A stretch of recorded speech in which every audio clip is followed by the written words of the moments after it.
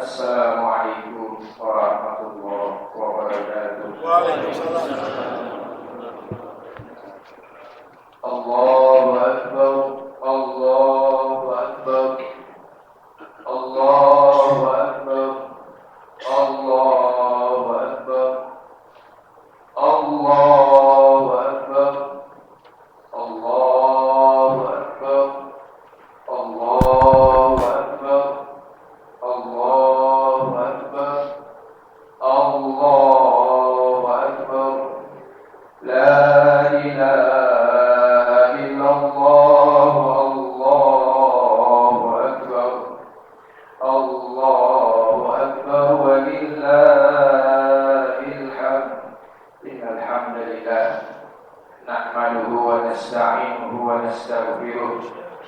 ونعوذ بالله من شرور أنفسنا وسيئات أعمالنا فإنه من يهده الله فلا مضل له ومن يضلل فلا هادي له أشهد أن لا إله إلا الله وحده لا شريك له وأشهد أن محمدا عبده ورسوله لا نبي ولا رسول بعده اللهم صل وسلم وبارك على محمد وعلى آله وصحبه أجمعين أيها العابدون أوصيكم وإياي نفسي بتقوى الله وقد فاز المؤمنون المتقون حيث عز من قائل يا أيها الذين آمنوا اتقوا الله حق تقاته ولا تموتن إلا وأنتم مسلمون.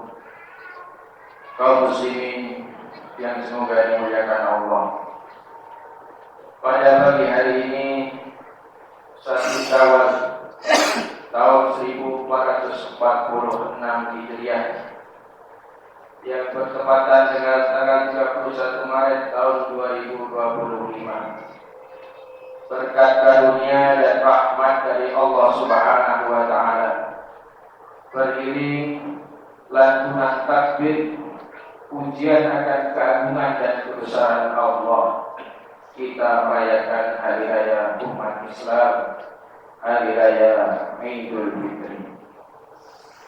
Dahulu ketika Rasulullah sallallahu alaihi wasallam hijrah ke Madinah, kaum muslimin belum memiliki hari raya. Kaum muslimin berhari raya bersama orang-orang jahiliyah. Lalu kemudian Allah mengganti hari raya tersebut melalui sabda Rasulnya, Inna Allah qad abdalakum bihima bi khairin minhuma yaumal adha wa yaumul fitri. Sesungguhnya Allah telah mengganti dua hari raya jahiliyah tersebut dengan dua hari raya yang jauh lebih istimewa, yaitu Idul Adha dan Idul Fitri. Allahu Akbar, Allahu Akbar walillahil hamd.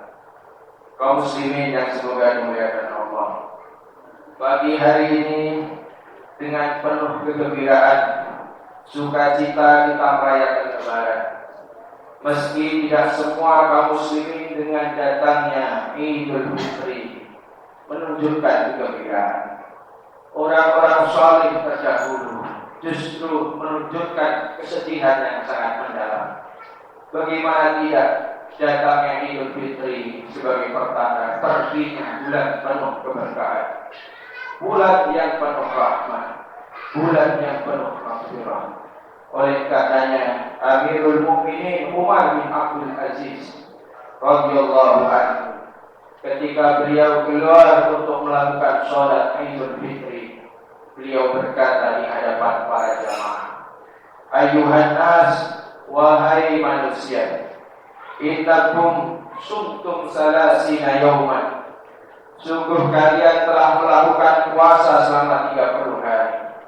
Wa kuntum talatina lailah, dan kalian telah melakukan sholat tarawih selama 30 malam. Dan hari ini kalian keluar dalam keadaan percaya diri. Padahal orang-orang soleh terdahulu justru menunjukkan kesedihan yang sangat mendalam. Lalu seorang pemuda berkata kepada Amirul Mukminin, wahai Umar bin Abdul Aziz, bukankah Idul Fitri adalah hari yang berbahagia? Beliau mengatakan, Benar, akan tetapi kita ini hanyalah seorang hamba yang diperintahkan untuk melakukan amal ibadah, sedangkan kita tidak tahu apakah amal kita itu diterima atau ditolak. Kemudian beliau pun meneteskan air mata. Hadirin yang semoga dimuliakan Allah Subhanahu wa taala. Allahu Akbar. Allahu Akbar. La ilaha illallah. Allahu Akbar. Allahu Akbar wa lillahil hamd. Pada hari ini kita memasuki babak baru dari kehidupan kita. Setelah sebulan penuh kita melakukan ibadah puasa di tempat ditarbiyah dengan beragam ibadah di dalam bulan Ramadan agar menjadi pribadi yang muttaqi, pribadi yang bertakwa kepada Allah. Hari ini kita dihadapkan kepada dua pilihan.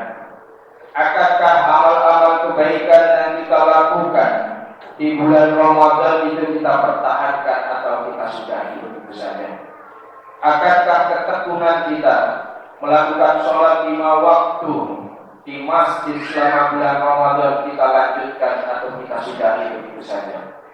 Akankah keakraban kita dengan Al-Quran yang ayat-ayatnya senantiasa kita lantunkan, bahkan tidak jarang dari mereka yang tenggelam dalam kehusuhan dan genangan air mata membaca Al-Quran, akankah itu kita lanjutkan atau kita sudahi?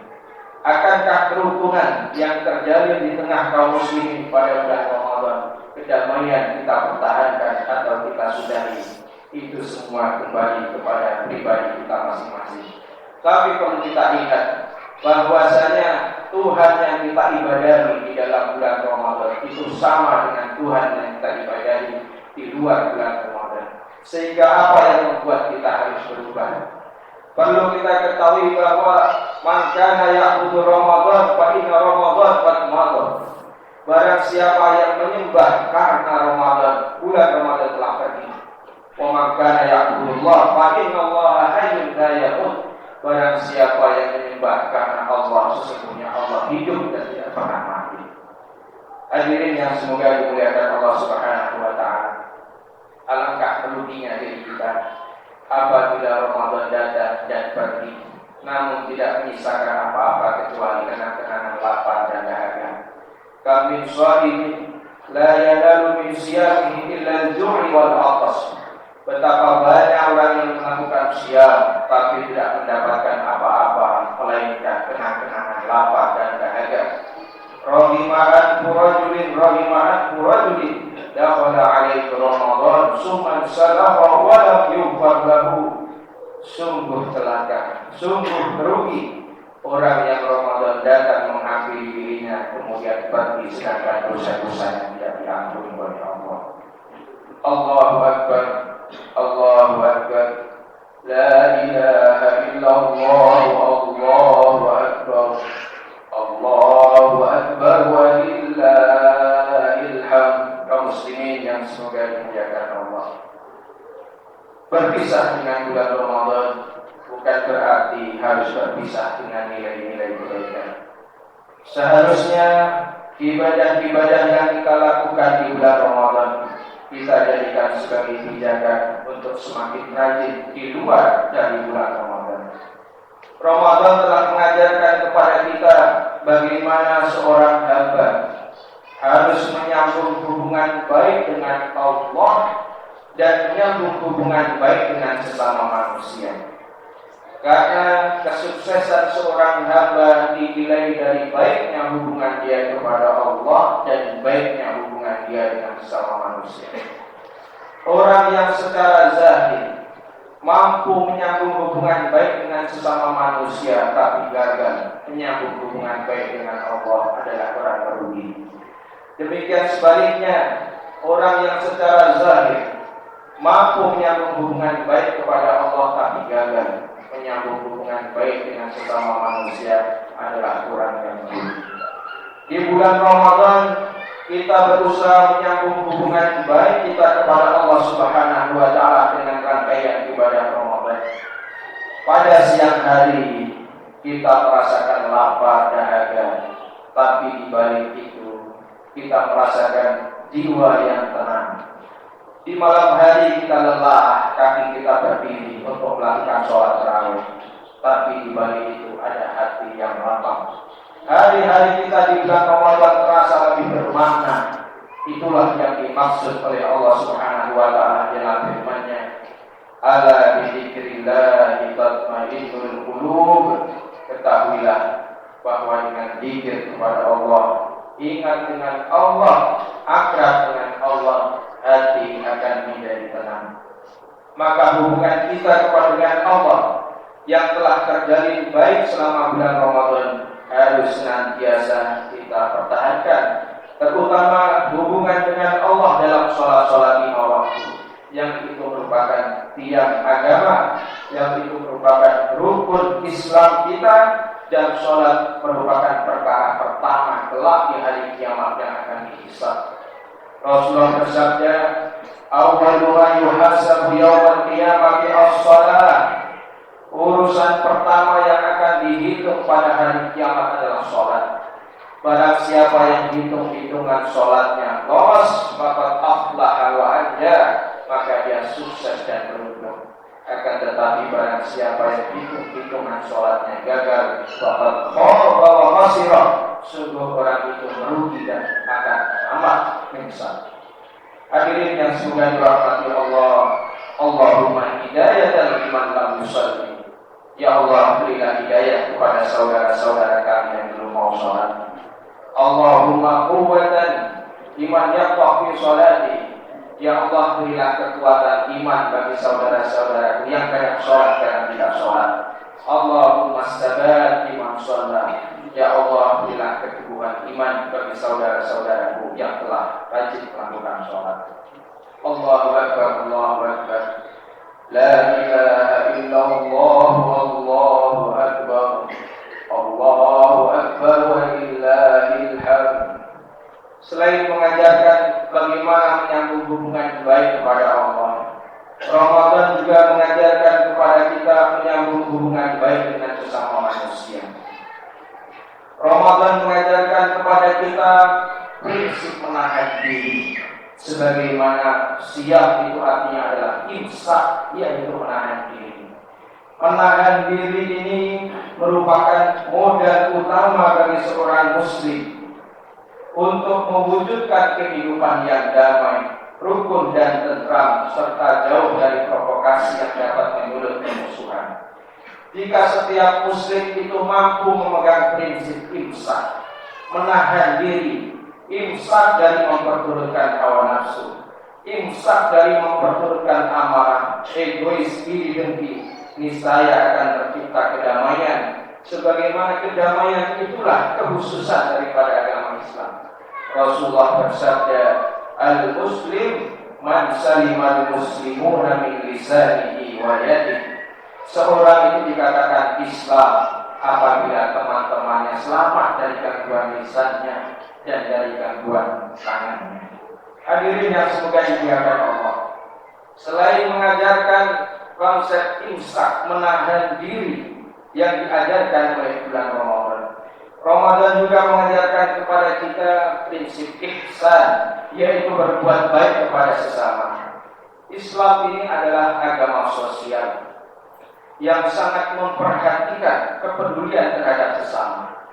Rasa lapar yang kita rasakan di siang hari dapat menjadikan hati kita lembut, peka akan kesulitan orang lain, mengerti bagaimana rasa lapar yang dialami oleh saudara-saudara kita fakir miskin yang kekurangan. Prinsip ihsan ini akan prinsip ihsan yang merupakan perbuatan baik dengan sesama ini yang telah ditanamkan oleh bulan Ramadan perlu untuk kita pertahankan, terutama ihsan kepada orang-orang terdekat kita.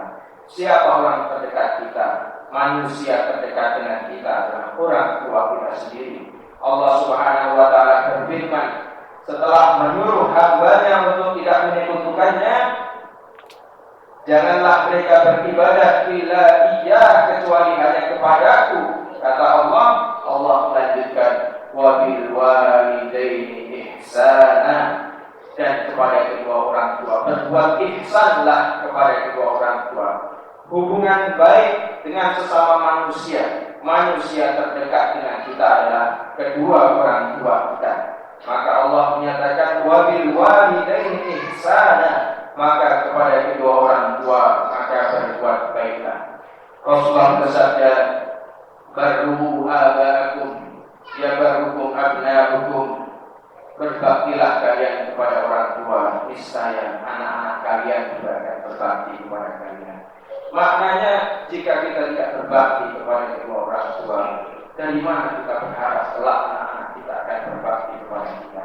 Man la yarham la yurham. Siapa tidak mengasihi, dia tidak akan dikasihi. Hadirin yang semoga dirahmati Allah, orang tua adalah sosok yang paling berjasa dalam kehidupan kita. Sehingga orang tua adalah prioritas utama kita dalam menyambung hubungan baik dengan sesama manusia. Katanya Allah Subhanahu wa Ta'ala sangat murka kepada orang yang gagal menyambung hubungan baik dengan sesama manusia, yaitu kepada orang tuanya. Rasulullah mengatakan, kullu dzunub yuakhirullah ila ma syaa ila yaumil qiyamah. Dosa-dosa itu pada umumnya hukumannya Allah undur sampai hari kiamat, illa huququl walidain, kecuali dosa durhaka kepada kedua orang tuanya. Fa innahu yu'ajjalu li sahibiha fid dunya qabla al-maut, karena dosa durhaka kepada orang tua itu tidak menunggu hari akhirat, Allah segerakan sebelum datangnya kematian. Hadirin yang semoga dirahmati Allah Subhanahu wa Ta'ala, setelah kita berbuat ihsan kepada kedua orang tua, kemudian kita melibatkannya kepada saudara-saudara kita, kepada kerabat-kerabat kita. Perbuatan ihsan kita kepada kedua orang tua, saudara-saudara, kerabat, ini merupakan fondasi terwujudnya kerukunan yang lebih luas dalam cakupan masyarakat. Keluarga-keluarga yang rukun akan membentuk tatanan masyarakat yang rukun dan akan membentuk satu negara yang damai dan rukun. Fa inna silaturahim mahabbatul fil ahli. Sesungguhnya menyambung tali silaturahim itu akan menumbuhkan kecintaan di tengah keluarga kita. Wa mafradun fil mali, dan akan memperbanyak harta kita. Wa mansya'un fil adari, dan akan memperpanjang umur kita. Aku qauli hadza astaghfirullah wa lakum wa lisa'il muslimin min kulli dhanbin fastaghfiruhu wa